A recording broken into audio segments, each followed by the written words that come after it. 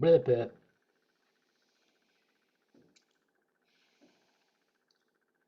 Here we are at the start of well, actually, it's my favorite holiday. It's Thanksgiving. And we'll have the outlook for the entire week. We've got two weather systems in play for this week, and we'll let you know how we think they're going to play out. And looks colder in the long range. And it looks like it's going to be cold for a while once it does turn colder, which will start to happen at the end of the week. We'll start the show sooner than that here on the Joe and Joe Weather Show podcast. And if you'd like to support the Joe and Joe Weather Show podcast, it's easy to do. It doesn't cost you a dime. Just use our referral link that's pinned to the top of the chat board or on the description to this podcast to Amazon. You search for your stuff, buy it, and have it shipped to your house. Amazon throws us back a little bit of coin that comes out of their pocket, not yours. And we appreciate your support, particularly during this holiday season. Just as a reminder, we appreciate your support by shopping at Amazon. You'll also notice that from time to time tonight, there'll probably be some Amazon products showing up in the lower corner, and also some products from the Home Depot. So just let you know, if you're doing your Christmas shopping, those are certainly two nice places to do it at. Okay, so here we are, a Sunday It night. came without. It came without ribbons.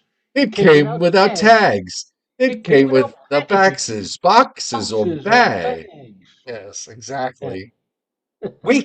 You and I came without ribbons, nor did we come with tags. Yes. Oh, Yes. well. So, we didn't talk about this after Friday night's show, which was, if those of you who missed it, you can always go back in the video library and watch it on the replay. We had a nice reunion with some of our fellow Fios One colleagues, and we talked shop and we talked dirt and we talked all sorts of things. So if you didn't catch it on Friday and you want to listen to that podcast, you could do it here on YouTube, or of course you could do it in your favorite podcast place like Spotify, Amazon Music, uh, YouTube Music. Uh, iHeart, whatever it is. There's so many of them, these places that host podcasts, but we're on all of them. iHeart is So, iHeart is shutting down. you know, Actually, iHeart, some of I the said that there's another one that sounds like iHeart, and I mistakenly said iHeart. Yeah, they already went, I think they already went through bankruptcy once. So anyway, just to go back to Friday with the storm from last week. Uh, as always, beware upper lows because they always surprise for somebody. And it was certainly some it's a fairly impressive amounts at some higher elevations. And I've got friends in northern Pennsylvania that are still without power. Yeah, it turned out to be. And of course, the thing about the storm we had on Friday, Thursday night, Friday, it involved heavy in terms of consistency, not so much in terms of amount, but heavy, wet snow. And that certainly did a number on a lot of the trees and power lines. And that's why your friends are probably still without power, Joe. But we have another storm coming this week for Thanksgiving. But unlike the one we had Thursday night, Friday, it's not an upper low or upper disturbance. It's a standard surface low pressure system. And unlike last Thursday into Friday, where the upper levels were very cold, this time around it looks like it's going to be just a tad too warm to support any significant or substantial snowfall. And in fact, what I'm looking at for much of the lower Hudson Valley is probably more rain than anything else. So, in a way, that's good news. You don't want to have snow that could hamper travel too much, although if it rains really hard, it's not going to be a picnic to get to grandma's house on Thursday for Turkey Day. Well, and there is a case to be made too. There are, uh, the European actually still is got a solid rain for Thanksgiving Day, but it's the only one. And one by one, they seem to be going to the idea of the GFS, which is this sort of flat low that goes out to our south, and maybe rain reaches up as far north as New York City or just north of New York City. Maybe it doesn't, but it. I'll give it another run or two to see if the European comes around. The European AI, I didn't look at it today, but over the last couple of days, it's been trying to show something going out underneath. It had a robust system, a more robust system, but the bottom line was that it, was taking something to our south, and I'm just gonna let me see if the new one is in for today. And just I'm going to run it real quick off camera here.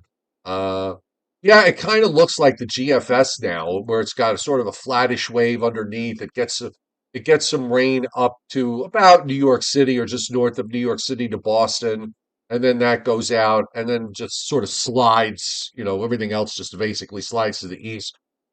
The common thread, though, in all of the models is the fact that it does look like we're going to get into a fairly cold pattern for the last days of November, the last day or so of November, and then for the first, at least the first week of December, perhaps even longer than that.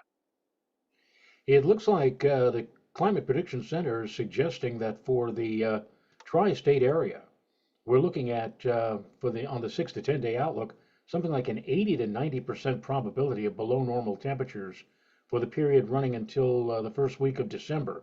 So it looks like you're absolutely right, Joe. Once we get past Thanksgiving, a sweep of much colder airs, certainly the coldest we've seen so far this season, is headed our way. But also, the Climate Prediction Center is saying that with the surge of colder air comes a surge of dry conditions. And it may very well be cold and dry, which is not going to make any of the snow lovers out there happy and not make any of the people who were hoping that we were in the process of breaking the drought happy because we may go right back to a unseasonably dry condition after we get past the couple of bouts of wetness here this week. We've got some showers coming with a cold front on Tuesday and a more prolific surge of moisture coming our way on Thursday for Thanksgiving. And for those of you who asked, and a couple of people on Facebook asked me this question. Yeah, there's a big storm coming on Thursday.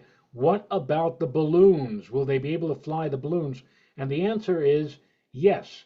It looks like we're going to be dealing with probably wet conditions, but it will not be the kind of conditions that will forestall the hopes of all of you Thanksgiving parade lovers to see the big balloons this year.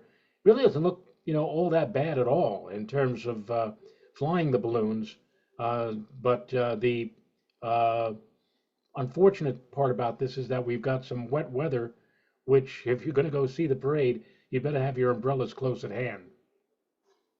Um, I loved Dave Tolleris's headline today on a post. I don't know if you saw it, but it was in reference to the barrage of snow weenies putting up snow maps last week when there was that one run of the GFS and I think even the European both run models together, where they showed a pretty sizable snowstorm for this week, and of course it disappeared and as is now evolving in a completely different way. Um, and by the way, I, I don't know that Thursday's going to be, anything unmanageable as far as rain is concerned. But if it gets this far north, well, we'll see. But I love what he put on the headline. He said, "Attention, sick, twisted weather freaks. This is not going to happen." And this was in reference to though that run that was about 4 days ago, where the models went nuts for snow and openly criticizing certain uh, Facebook posts that were put up that haven't been updated since. And I applaud him for doing that. I mean, I think it's just so, every year we see these things and I say that these people are out of control and I think that it couldn't get any worse. But now we're at the point where it's not even Thanksgiving yet. And I have been bombarded from people putting up all sorts of snow maps and weekly snowfall maps that go out 6, 8 weeks, 45 days, 3 months, whatever it is. And I, I tell you, it's just preposterous that, and of course, then we get blowback because everybody forecast shops, and you know how I feel about forecast shopping. The only shopping you should be doing is at our affiliate link on Amazon, which is on the top of the chat board or on the descriptions of this podcast. Excuse me for the shameless self promotion, but I had to do it because I, basically opened the door. But the bottom line is, and I know the folks on that watch our show and our regulars on the chat board, uh, they're pretty well trained to the idea to view what they see on the models is skeptical. I just keep just simply trying to reinforce the notion that instead of looking at whatever a specific run does in the long range, look at what the upper air pattern is. That will tell you whether something is real or not real, and also, it'll give you an idea of where we're going in the longer term. I think that's really pretty much the best you can do when it comes to something that's 9 days out, 10 days out, 12 days out. You just have to look at sort of it in a broad perspective and just see what is the upper pattern? Would it support something like this? And how realistic is it? And most times you're going to find yourself saying, well, the upper air suggests that something could happen if everything, really lined up right. But you can't take any of that stuff seriously. I agree with you 100%. The executive producer is out of kilter a little bit here. She's downstairs and she's giving me signals like, where are the maps?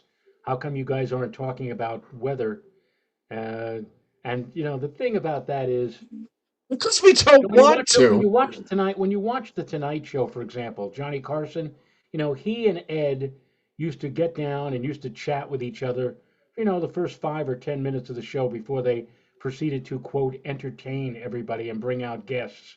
And with us, for the opening minutes of the show, we like to interact with each other and like a chance for all of you to see us on the screen before we get right down into the thick of things in terms of weather and what we're about to show you. I mean, as I said a few moments ago, if you're a weather weenie or a snow weenie, you're not going to like it at all because we really don't have much to show you in terms of going over the river to Grandma's house in the sleigh. It does not look like that's going to be kinds of one of those kinds of Tom Contino says Thanksgiving. we enjoy the banter and especially the rants. That's what the show is all about. Yeah, that's exactly when we set our hair on fire. That's Exactly. that brings out the best in people. Welcome to everybody on the chat board tonight, by the way, and welcome to those of you who are watching for the first time or you're watching in the background on the Joe and Joe Weather Show podcast. We're here Sunday through Thursday at 7:35 p.m. This being Thanksgiving week, it is highly likely that we're not going to be on Thursday. So, Really? I mean, I really don't want to be. Do You know, you? I, the most memorable Thanksgiving was 1983 for me, when I worked not a double but a triple shift. I worked from 4 o'clock in the morning until 6 o'clock in the evening. I gave all of the people who worked at the private weather office, including Mrs. Rayo, or the soon-to-be Mrs. Rayo, because we got married the following year, Thanksgiving off. So everybody was able, and I worked pretty much by myself from 4 o'clock in the morning until 6 o'clock in the evening. And after I finished my long, long day, I got in the car, went home. Of course, there was nobody at the house because my sister and my mom, they were all at somebody's house for Thanksgiving. And so what I did is I got home, I sat down for a few minutes or whatever. I made myself a ham sandwich, ate the ham sandwich, and then proceeded to go upstairs. And I went to sleep, and that was my Thanksgiving, 1983. All right. And Well, quite unlike the Thanksgivings that I've had in recent years, where I have to get up at literally the crack of dawn, because the executive producer says we got to get the house cleaned up. We have to get everything all set up because we have all these people coming today, and you run back and forth like a chicken without a head. Uh, well, so that it's in some ways that Thanksgiving of '83 really wasn't all that terrible. exactly. By the way, I don't know if I said it, but subscribe to my YouTube channel if so you don't miss us. And make sure if you like the show, certainly hit the like button. So there's not a whole lot happening tonight. Now that that storm system's pulled away to the east, there's number of warnings and watches and advisories, pretty fairly minimal.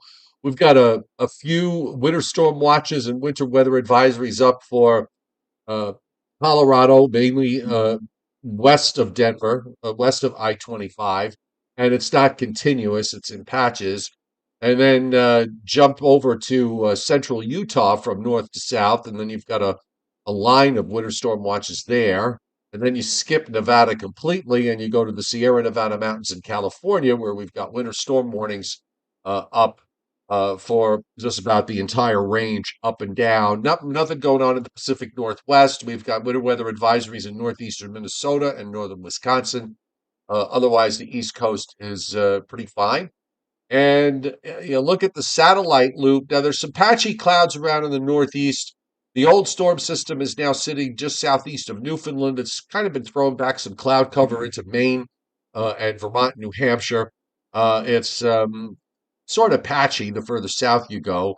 And then we've got this next weather front that's approaching, that's probably going to come through on Tuesday, that has some cloud cover across the Great Lakes and also from Minnesota southwestward down into Utah and Arizona. But much of like the systems, the few systems we saw in October and November, the cold fronts that did come through came through basically dry. And I don't know, Joe. I mean, I threw in the chance that there could be a few scattered showers on Tuesday when that front goes by, but I'm not really enthused by it at all. It's I think the rain amounts are going to be minimal from that. I think maybe a couple of tenths of an inch. That's going to be it. And I think they'll move in. The first showers will move in after midnight tomorrow night, and they'll be out of here. Except maybe if you're on the east end of Long Island, they'll be out of here by noontime on Tuesday. And then when the sun comes out Tuesday afternoon, my goodness, mid to upper 50s, a nice warm up coming our way for the second day of this week. Yeah, when you get these fronts like this that come through and they pass, these cold fronts, it's actually initially it's actually warmer on the other side because you break into some sunshine and you get a west wind and the real push of cooler air doesn't come for maybe 12 hours behind it. And that's sort of how this is going to play out. The other thing I would just say also, and by the way, there is just a little bit of cloud moisture in the Pacific Northwest, but that made that monstrous storm that was offshore last week is now pretty much gone. Um, I think the thing we could say about travel this week across the United States, there's no major storm. There aren't going to be any major storms around, so I don't foresee any any impacts for the people that are traveling longer distances. It looks like you'll probably be okay with. There'll be a couple of exceptions here and there, but uh, we're not dealing with some sort of monstrous storm that's impacting weather in 20 states and that sort of thing. No, it's not going to be. I know that the mainstream media would have liked something like that. This way, they have something to talk about weather-wise. But and they will, and believe it or not, they will let you believe that that is the case. But believe us, it's going to be a storm. There will be some unsettled weather, but it's not going to be one of those paralyzing, blockbuster storms that are is really going to screw everything up for Thanksgiving Day. Yeah. Radars are mostly quiet up and down the eastern seaboard, save for a little bit of precip in eastern Maine and over New Brunswick. And of course, much of that is snow as you get up into Canada. A little bit of precip going across Wisconsin into western Minnesota through South Dakota, and then skimming back across northern Colorado. Again, nothing major. You do have some steadier rain and snow in the mountains coming into California now, as well as into Oregon and up into Washington State, but not enough to really cause any major issues, which is why you only see the winter storm warnings in the Sierra Nevadas. And as far as SPC, as far as storm severe weather is concerned, they have no severe weather forecast for the next 3 days. And in fact, on Wednesday they have no thunderstorms forecast anywhere. And the well, Tuesday into Wednesday, I should say, Sunday into Monday, Monday into Tuesday into Wednesday. And as far as rainfall is concerned, now the Thursday Friday system of last week, there was a fairly large area across eastern Pennsylvania to southern New England that got 2 to 3 inches of liquid precipitation. And I guess the best way to put it is it's probably the one of the few times that you ever see so much joy over something so simple as a rainfall, because it was and it was significant. I mean, 3 inches puts a dent in the drought. Now, if it's one and done and we don't see anything for a month, it's going to be a problem and a waste. But at least it's a start to make up that 12-inch or so deficit that exists. WPC is forecasting basically 3/4 of an inch of liquid, to some places maybe as much as an inch, some places less than that, from Maine down into Georgia and Alabama. There's an area in North Georgia, Eastern Tennessee, and Southeastern Kentucky where they've got an inch and a half plus. Uh, Not a whole lot going on in the plains. Uh, some half-inch amounts in the upper Great Lakes. Some higher precip amounts in Colorado and Utah. And that's going to be snow. Talking about melted precip amounts over an inch and a half in parts of Colorado and up to an inch and a half in Utah. And then you have California, where some parts of the Sierra Nevadas, especially the southern end, seeing several to 6 inches of melted precip. Not all of what's going to fall there is snow. Some of it is actually going to fall as rain. And 3/4 of an inch to an inch and a half up and down the coast from Los Angeles northward into coastal Oregon.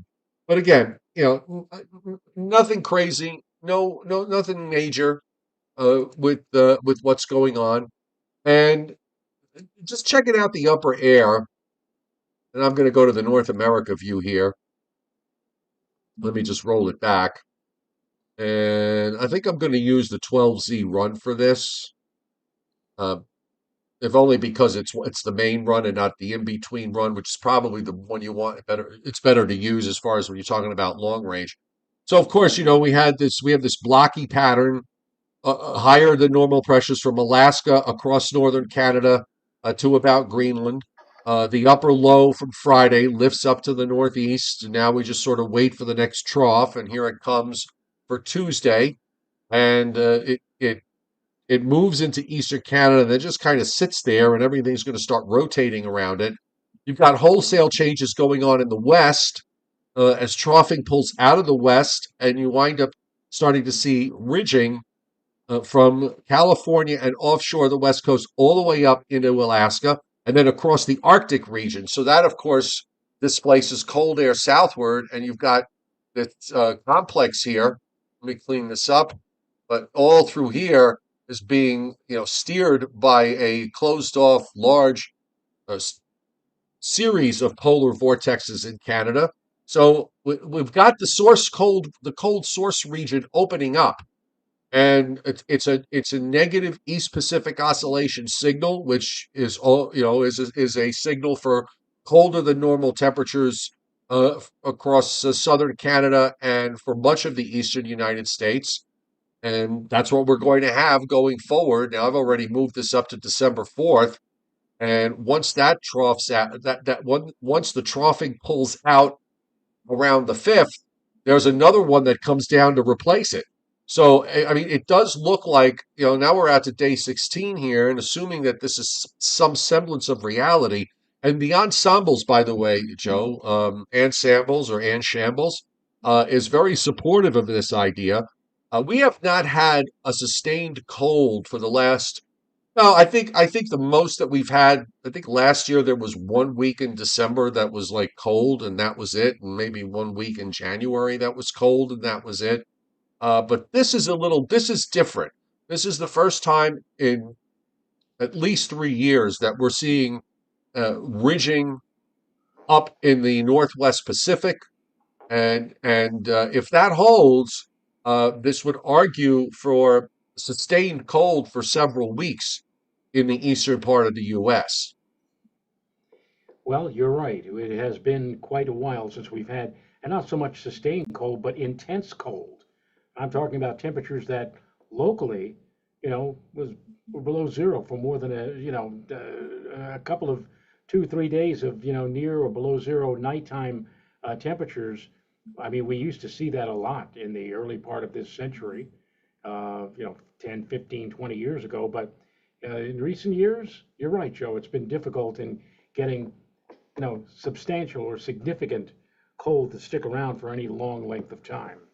Right, and CPC pointing out that this is this could be a dryish pattern is correct. I think when you look at this, and one of the problems you have here is that you don't have a jet that's coming into the southern part of that jet stream, kind of coming into the Pacific and sending systems into California and into the Southwest. So what if you're a snow lover, what you're going to have to hope for, and it may happen, there could be something that comes over the top and comes down the northern stream. The model does pick up on a couple of short waves there in the longer term, but it really doesn't do much with them because this could be a situation where uh, cold air basically is overwhelming. Cold, dry air is overwhelming too much of a good thing, or at least where it's positioned is one that would not be conducive for weather systems to develop very much. But I still would be, you got to be a little cautious because there's always a chance that you get something to come down in the flow that the models aren't really picking up on. So here's our front for Tuesday. Minimal precip, snow across southeastern Canada, which is actually good news because we really, if you're a snow lover, you want to see the snow cover build up there, and there isn't much of a snow cover there so far. And at least as far as the GFS is concerned, and some of the other models, they've got a much more of a southern track here, but it's also a much weaker system. So this is sort of argues that maybe we'll get into some rain on Thursday, but it doesn't go that far to the north of the north and northwest and northeast and north of New York City, and then it goes out. And then behind all of this, as it moves offshore on Friday, you start to get into a shot of colder air. There's a bit of a diver that's coming southeastward on Saturday into Missouri, and you see snow in parts of southern Minnesota and Iowa. But of course, it weakens as it moves into the eastern part of the United States. And now we're into that first week of December where it's pretty cold. And I mean, and this cold goes all the way down into Florida. I mean, it's not just confined to the northern areas. This is a pretty solid high, a 1045-ish high coming down out of Canada in about 7 or 8 days and moving into the eastern part of the United States and just kind of taking its time getting out of the way. And then with that northwest flow there, you're going to get these reinforcements coming down from the north. And sure enough, you see how the models are just continuing to bring cold front after cold front. But the Gulf of Mexico is closed off. The Atlantic is closed off. It's hard to, at least from what we're seeing today, it's hard to see how you're going to get any, if you want wintry precipitation, you'll have to go to the usual suspect places like around the Great Lakes, where the lake effect snow machines will be turning on, and maybe in places in the Rockies and in the plains where you get these weather systems that come down from the northwest from time to time.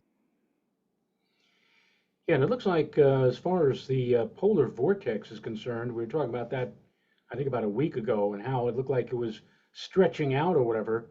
It looks like toward the end of the next 15-day period, let's say by the 8th or 9th or 10th of December, it kind of gets itself back together again and kind of goes back up over the polar regions. So maybe this is what we're going to see for the first week of December is just a transitory or a temporary shot before things get back to I see so a few people on the chat board talking about, oh, and then it'll warm up in time for Christmas. Well, it might, but then again, maybe it might not. We'll see. Yeah, I put the 10 millibar map up, and you can see it. It does. You got this stretch that occurs, and then it sort of reballs up again toward the end. It doesn't, it doesn't wrap up completely like a tight little ball, but it does stretch and then unstretch, and maybe that's how it'll play for a while. Perhaps it'll just do these periods where it stretches out, and when it stretches out, we get um, cold air masses to come down. But that's 16 days from now. And then you got to give it a little more time to translate down to the ground, to surface levels. So um, we are going to have, does look like it's going to get cold for a 10-day period at the very least. And let's get it cold, and then we can move along from there. Speaking of moving along, do you have Briller Jeopardy tonight? I don't think I do. Okay, maybe I do. Hold on a second. I'm just putting up I an would call app. that, by the way, I would call that the silly putty vortex. If you are as old as Joe and I, you may remember, some of the TV hosts like Sandy Becker and Sonny Fox and Uncle Fred Scott when they did the silly putty commercials. What they always did was they take the silly putty out of the egg, and what did they do? The first thing they did was they stretched it, and then after they stretched it a certain degree, they'd roll it back up into a ball and show you how it can bounce like a ball. And this is kind of like what we're looking at with the polar vortex. It stretches like silly putty, but then just as quickly, toward the end of the 15-day period, it looks like it compacts back into a ball and goes back up over the polar region. So that's that's the silly putty vortex theory of weather. All right, I have Briller Jeopardy, and tonight we've been doing the 10 and then fill in the back blank. The 10 hottest, the 10 coldest, the 10 wettest, the 10 driest. So it's time for the 10 snowiest. Excuse me. The Okay, 10 what is that a cough? snowiest. There was a little burp I tried to, hold Oh, on to. Um, so we have the 10 snowiest states, and just as a mention here that there's actually 11 states on this list because there's a tie for number 10. okay. So on that note, we're beginning with Maggie P. With Alaska. And Alaska is on the list, Joe, but where would you think Alaska would be? Down near the bottom, because Alaska is a very cold state, and sometimes cold doesn't equate to snow, or sometimes it gets too cold to snow. Right. Well, it's not at the bottom and it's not in the top. It's exactly in the middle. It's number five. Oh, okay. Alaska is number five. The chat board mentions Maine, Joe, Mike Waterhouse Bonsai. Maine, and Maine is on the list, and it's number two. Number two. And James Davidson, Boston is a city; it's not a state. Just so you know. Um, What states are on the lee side of the Great Lakes? They are the ones that get bombed with significant or heavy snowfall, and those are the ones that probably would be on the list, I would think. you would think. Yeah. Well, only one of those states, Joe, is on the list. Only one of those states is on the list, and J Fox 0831 mentions it, as does Craig Carlberg. Michigan.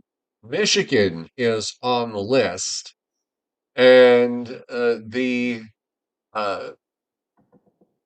and Michigan, by the way, is number six. Michigan is number six on the top 10. And we have some people that have mentioned the number one. Can you guess, Joe, which one is number one? Uh, which would be number one? How well I would the place that has maybe the Cascades, Washington State. Um, Washington is not on the list. Okay. Okay. Washington is not on the list. But Carol DeCara got it, and so did William Uber. Vermont is number one. Vermont Wow. is number one. And if Vermont is number one, what other state do you think is on the list? New Hampshire. New Hampshire, and they're number three. Number three. Frank R says California. Guess what, Frank? California is not on the list. Okay. They may have made it illegal for it to snow in California. I don't know. Um, Boglin 115, and I think a couple of other people have mentioned the People's Republic, Maggie P., the People's Republic of the State of New York. And the People's Republic of the State of New York is there at number seven. Number seven. So we had mentioned number one. One, two, and three. So that we have Vermont, Maine, and New Hampshire.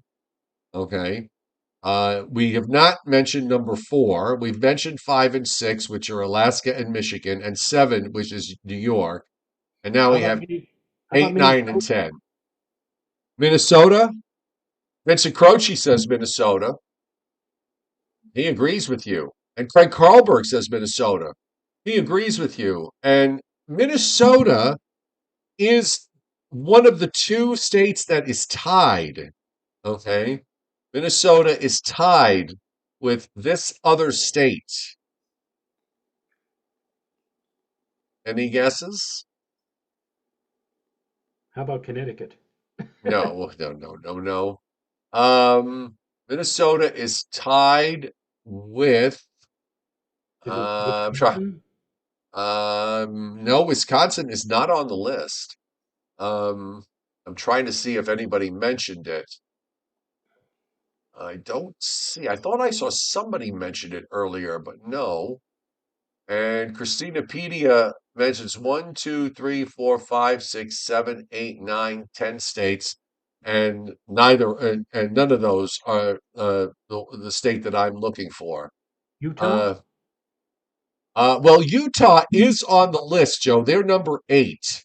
Okay, they're number eight, and Alan on the chat board, and Vincent Croce, and I'm trying to see. I did see a few others mentioned Wyoming. Wyoming is number nine. So we've got Minnesota. There's one other state now that's tied with Minnesota, and no one's. I don't think anybody's mentioned it yet. It's not Pennsylvania. It's not New Mexico. Frank Dennis Arthur. Cassidy says Ohio. Um, I'm sorry. What, Joe? Dennis Cassidy says Ohio. Yeah, no, Ohio is not on the list. Actually, somebody just mentioned Mark France Sr. and Lou Alessi mentioned another state that didn't come out, and Frank R. Colorado. Colorado is number four. And Allen gets the other missing state, the one that's tied with Minnesota. It's the Big Sky state, Joe, Montana. Montana, yes. So in review, Minnesota and Montana are tied for 10. Wyoming is 9. Utah is 8. New York is 7. Michigan is 6. Alaska is 5. Colorado is 4. New Hampshire is 3. My favorite state, New Hampshire. Maine is 2. And Vermont is number 1. And that's that. And that's that. Yes, that is that. All right. So are we doing a show on Thanksgiving or not? I would prefer Oh, not. I don't. No, I don't think so. Yeah. Okay. I Let's mean, put it this way: if we did a if there show was on Thanksgiving, then Mrs. Rayo would kill me. yeah. I mean, if there was a snowstorm going on, it'd be a different story, but there isn't going to be. So we'll be here through Wednesday, and then we'll be off Thursday, Friday, and Saturday. And back next Sunday. So that'll be the schedule going forward. So thank you everybody for being here tonight on the Sunday Night Joe and Joe Weather Show podcast. Thanks to everybody on the chat board. Hope your weekend was a good one. And we'll see you tomorrow night at 7:35, right, Joe? We'll be here. Well, say good night. Good night.